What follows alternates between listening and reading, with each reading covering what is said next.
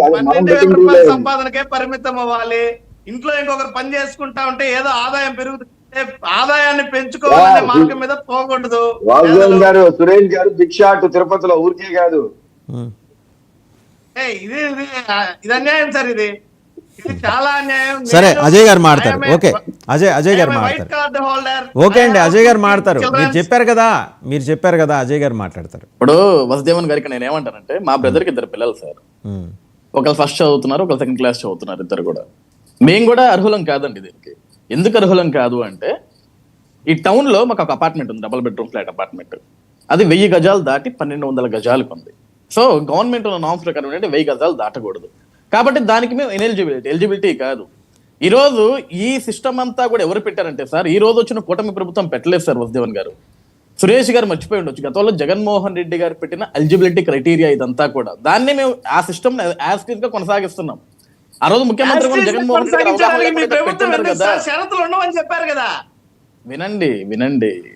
వినండి నాడు ముఖ్యమంత్రిగా ఉన్న జగన్మోహన్ రెడ్డి గారు ఏదైతే షరతులు పెట్టారో, షరతులు ఇన్ ద సెన్స్ ఆ రోజు ఎలిజిబిలిటీ క్రైటీరియా ఏదైతే పెట్టారో దాన్నే కొనసాగించిన దాన్ని మేమేం డ్రాప్ అవుట్ చేయలేదు. ఇక్కడ ఆయన ఏంటంటే ఆంధ్రప్రదేశ్ తీసేయచ్చు కదా. అంత అప్రజాస్వామికంగా అరాచకంగా పరిపాలించిన జగన్మోహన్ రెడ్డి గారి విధానాలు మీరు ఫాలో అవ్వాల్సిన అవసరం ఏముందండి? ఇప్పుడు ఒకటి మీది ప్రజాప్రభుత్వం కదా, 3 పార్టీలు కలిసి బోల్డంత మంది మేధావులు కలిసి చర్చించి తీసుకునే నిర్ణయాల్లో ఎలా ఈ ఎలిమెంట్ ఎలా మిస్ అయ్యారు మీరు? నేను అదే చెప్తున్నాను, కూటమి అడుగుతున్నాను, తెలుగుదేశం పార్టీ అట్లా కూటమి పక్కన కూటమి తరపునే చెప్తున్నాను సార్. మీరు వినండి ఫస్ట్. నేను చెప్తున్నాను కదా, అదే ఇప్పుడు గతంలో అరాచక పరిపాలన చేశారు, వాటిని ఎందుకు కొనసాగించాలి మీరు అంటే, గతంలో జగన్మోహన్ రెడ్డి కూల్చేసాడని మేము కూల్చేయట్లేదు కదా సార్. చెప్పండి, గతంలో జగన్మోహన్ రెడ్డి ప్రజావేదిక కూల్చేసాడని మేము కూల్చేసామా?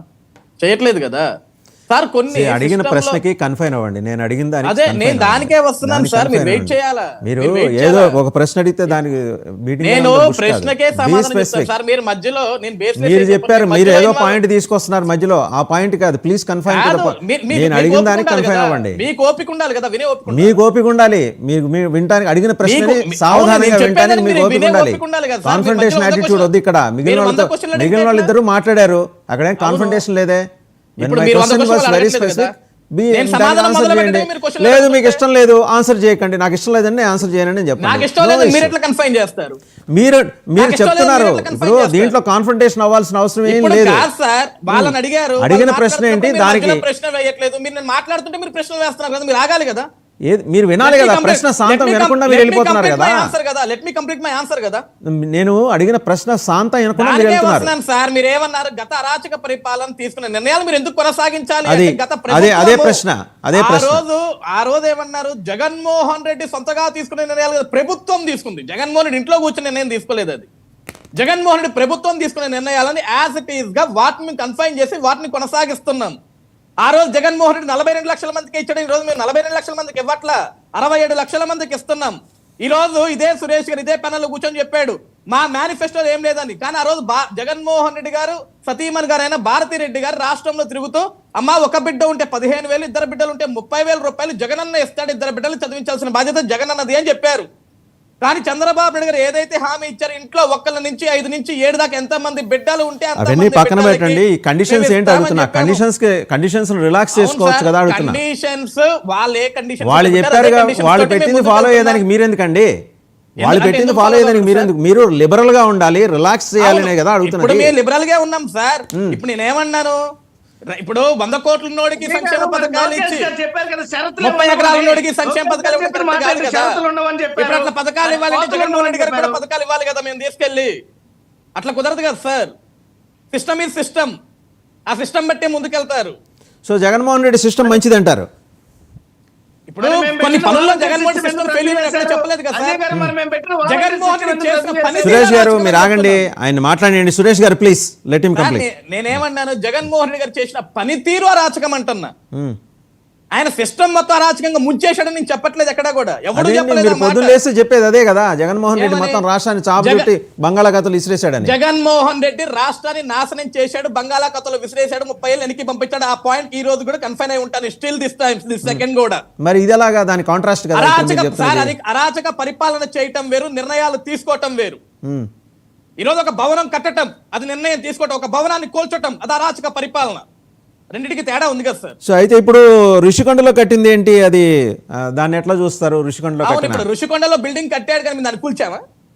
మీరు అది ఆయన సొంత ఆస్తి అన్నారు కదా, ఆయన అవును సార్, ఆ రోజు ఆయన పైన రాసిచ్చారా? కాదు వసుదేవన్ గారు, ఋషికొండలో జగన్మోహన్ రెడ్డి గారు బిల్డింగ్ కట్టేటప్పుడు కట్టిన దగ్గర నుంచి శంకుస్థాపన చేసిన దాకా మీ మీడియా ఛానల్ ఎందుకు పోలేదు సార్ అక్కడికి? మీకు తెలుసు అసలు అక్కడ ఏం కడుతున్నారు ఆ రోజు? మీకు తెలిస్తే మీ ఛానల్ ఎందుకు చెప్పలేదు సార్ అక్కడ జగన్మోహన్ రెడ్డి గారు? ఇప్పుడు మీరు చేసేవన్నీ తెలిసే జరుగుతున్నాయా జనాలకి? మీరు చేసేవన్నీ తెలిసే జరుగుతున్నాయా? 100% తెలిసే. మీరు తీసుకున్న నిర్ణయానికి జీవో ఇవ్వలేని నిస్సహాయత మీది. మీరు మాట్లాడతారు, మీరు మన కేబినెట్ లో తీసుకున్న నిర్ణయానికి మీరు జీవో ఇవ్వలేరు. And you talk lot, me volume చాలా పెద్దది, మళ్ళీ మీరు మాట్లాడతారు. ఏ జీవో ఇవ్వలేదు. ఆయన కట్టింది కనిపిస్తోంది, అక్కడ ఆయన కట్టింది కనిపిస్తోంది, ఆయన కట్టింది కనిపిస్తోంది. దాని సంగతి ఏం చేశారని అడుగుతున్నా నేను. అది మీరు వాడుతున్నారా? మీరు ప్రభుత్వం తీసుకుంటుందా, ప్రభుత్వం వినియోగంలోకి తీసుకుందా అని అడుగుతున్నా. దాన్ని వినండి సార్, ప్రభుత్వం వినియోగంలోకి తీసుకుందా లేకపోతే అలా వదిలేశారా? అదే చెప్తున్నాను సార్. కట్టింది కళ్ళకి కనపడింది అన్నారు. ఎప్పుడు కనపడింది సార్ మీ కళ్ళకి? కట్టిన తర్వాత కనపడింది. ఎప్పుడు? ఎందుకు ముందెందుకు కనపడలేదు? ముందెందుకు కనపడలేదు? కట్టేటప్పుడు ఎందుకు కనపడలేదు? పరదాలు కట్టారు కాబట్టి వాళ్ళని అడగండి. పరదాలు కట్టారు కాబట్టి వాళ్ళని అడగండి. మిమ్మల్ని కూడా అడగాలి కదా. కట్టిన తర్వాత కనపడింది, దాన్ని ఏం చేశారు మీరు? అడగాలి కదా. దాన్ని ఏం చేశారు? ప్రస్తుతం మూలం పెట్టారా తాళాలేసి? నేను మిమ్మల్ని కూడా అడగాలి కదా. అదే అడుగుతున్నా. మీరు వచ్చారు, ఏడాది అయింది, ఏం చేశారు దాన్ని? దాన్ని ఏం చేయాలో నిర్ణయం తీసుకుంటాం సార్. ఎప్పుడు తీసుకుంటారు? తీసుకుంటాం సార్. అంటే మీరు చెప్పండి మరి ఎప్పుడు తీసుకోవాలో. ఏడాది దాటింది కదా, ఏడాది దాటింది కదా, మీరే చెప్పండి. 2 ఏళ్ళు తీసుకుంటాం, 3 ఏళ్ళు తీసుకుంటాం. జగన్మోహన్ రెడ్డి గారు అక్కడ పెద్ద పెద్ద ప్యాలెస్లు కట్టారు. దేనికి వాడాలో మీరు చెప్పండి. ఒకటే కట్టాడు, దేనికి వాడాలో మీరు నిర్ణయం తీసుకోండి. మీరు ప్రభుత్వంలో ఉన్నారు, ప్రజాస్వామ్యంలో మీరు కూడా 3 పార్టీలు కలిసి ఉన్నాయి, మీరు ముగ్గురు కలిసి కూర్చొని మాట్లాడుకోలేకపోతున్నారు. ఇక్కడ పార్టీలు కాదు, ప్రజాస్వామ్యంలో మీరు కూడా ఉన్నారు కదా. మేము అడుగుతూనే ఉన్నాం కదా, ఏం చేస్తున్నా? ఏడాది అడిగితే ఎందుకు అడుగుతున్నారు అంటారు. అది కాదు, అడిగితే ఎందుకు అడుగుతున్నారు అంటారు.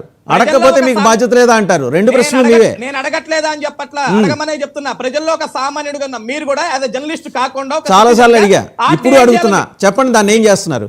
ఏం చేయాలో ఒకసారి మీరు కూడా ఒకసారి చెప్పండి సార్ అంటున్నా. నేను మీరు అడుగుతున్నా, నేను ఆన్సర్. ఆల్రెడీ అక్కడ సర్క్యూట్ హౌస్ ఉంది, సర్క్యూట్ హౌస్ గా మార్చుకుంటే ఉపయోగం ఉంటుంది. దాన్ని సార్ ఏం చేద్దాం? ప్రెసిడెంట్ వచ్చినప్పుడు, ప్రైమ్ మినిస్టర్ వచ్చినప్పుడు ఒక విఐపి బంగ్లాగా, అదే ఈ లోపల మీరు చేయలేదు అనుకోండి, నేను పెట్టాను కదా అని చెప్పేసి ఏదో రోజు వెళ్ళి జగన్మోహన్ రెడ్డి గృహప్రవేశం చేస్తాడు. ఇప్పటికే చాలా డిలే అయింది సార్. నేను అదే అంటున్నా. ఇప్పుడు మీరు మీ తరహాలో ఇప్పుడు విఐపి వచ్చినప్పుడు, గవర్నర్ వచ్చినప్పుడు, ప్రెసిడెంట్ వచ్చినప్పుడు, ప్రైమ్ మినిస్టర్ వచ్చినప్పుడు వాడుకోవచ్చు కదా అని మీరు మీ తరహాలో చెప్పారు.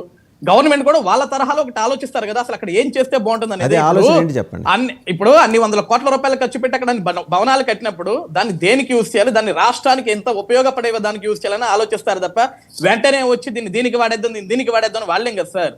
ఇప్పుడు కూడా ఏమన్నాను, నేను ఇప్పుడు కూడా ఏమన్నాను, మీరు మళ్ళీ ఎలిమెంట్ మిస్ అవుతున్నారు. ఏడాది అయింది, ఏడాది అయిన తర్వాత మీరు నిర్ణయం ఏం తీసుకున్నారు అని అడుగుతున్నా. మిమ్మల్ని ఏమంటలా. సజ్జా అజయ్ కుమార్ గారు, మీరు నొచ్చుకోమాకండి, మిమ్మల్ని ఏమంటలా. దాన్ని